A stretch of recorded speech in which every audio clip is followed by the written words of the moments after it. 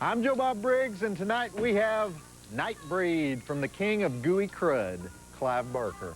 But before you ogle all the pus monsters in that one, you get to watch our first movie. It's a guy talking to his dancing cockroaches in Joe's apartment. And speaking of dinner at my house, I have a question. Why is it that when people invite you to dinner parties these days, everybody there is the same age? D-U-L-L. Can you spell that? Sometime in the last 30 years, we've gotten into this pattern of only associating with people our own age. Whatever happened to the idea of hanging out with people you have nothing in common with? Because first of all, what's the number one thing that's guaranteed to juice up a dinner party? An argument, right? Yeah. That's why if you're going to invite liberals, you also need to invite conservatives, preferably ultra-conservatives. And if you're going to have painters and dancers and actors over, you need to throw in a few stockbrokers and neurosurgeons. Yeah. And if the party starts filling up with single people, you should toss in a few old married couples, because we're stirring up a cauldron here. We're juicing it with spices that don't go together. We're giving people something to talk about in the car on the way home. Yeah. But instead of that, we've got all these major institutions, like, for example, churches. They divide people up into 20s Bible study, 30s Bible study, married people Bible study, singles Bible study. So you end up with all these look-alike, sound-alike, went to the same school, have the same politics, listen to the same music, zombie enclaves, right?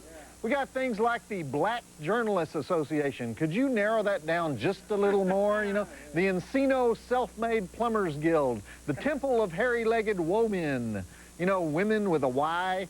We've divided ourselves up into so many little groups that it's possible to live your whole life without ever coming into contact with somebody who thinks you're full of bull. I think it's fun when somebody thinks I'm full of bull.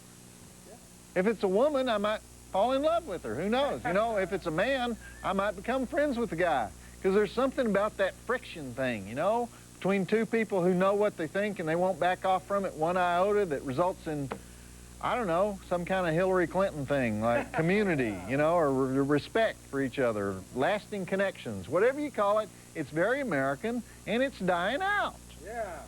That's all I have to say. All right, it's time for Joe's Apartment, the 1996 flick made by MTV about this slob from Iowa who moves into a tenement building in New York City and manages to make it even more disgusting than it already is.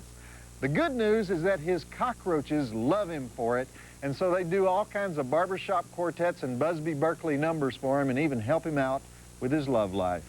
You know what? It just may be the greatest cockroach musical ever filmed in the East Village. Yeah. So let's do the drive-in totals at the next break, but check it out, and I'll be here to supplement the flick with a few cockroach facts, among other things. Okay, here's one fact. Here's one fact to get you started.